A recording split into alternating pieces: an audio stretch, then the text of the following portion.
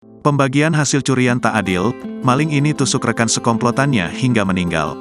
Seorang pria yang merupakan pencuri berinisial CR, membunuh rekan sekomplotannya bernama SB. Pria itu membunuh temannya diduga karena pembagian hasil curian yang tak adil. Kini, CR ditangkap oleh Satuan Reserse Kriminal Polresta Pekanbaru, Riau akibat kasus pembunuhan tersebut. CR diketahui menusuk temannya itu sebanyak 4 kali menggunakan senjata tajam. Kepala Satuan Reserse Kriminal Polresta Pekanbaru, Kompol Beri Juwana Putra mengungkapkan, pelaku dan korban yang merupakan rekan sesama pencuri.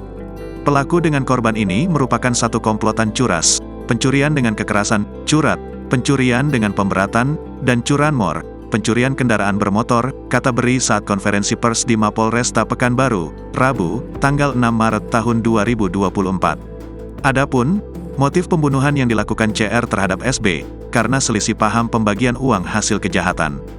Beri menjelaskan, aksi pembunuhan dilakukan CR terhadap SB di kawasan Jalan Tuanku Tambusai, Kecamatan Payung Sekaki, Pekanbaru, Sabtu, tanggal 2 Maret tahun 2024. Mereka awalnya bertemu diduga usai melakukan pencurian. Namun, pelaku merasa pembagian uang pencurian tidak rata. Dengan rasa emosi, pelaku mengeluarkan sebuah senjata tajam dan menusuk dada korban 4 kali. Korban sempat dilarikan ke rumah sakit, namun meninggal dunia dalam perjalanan, sebut Beri. Setelah kejadian itu, sambung dia, tim Satreskrim Polresta Pekanbaru dan Polsek Payung Sekaki melakukan penyelidikan.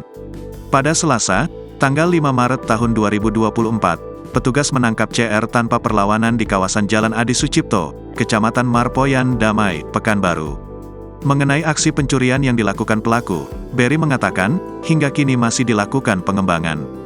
Terkait dengan pembunuhan, CR dijerat dengan pasal 338 Jungto pasal 351 ayat 3 KUHP.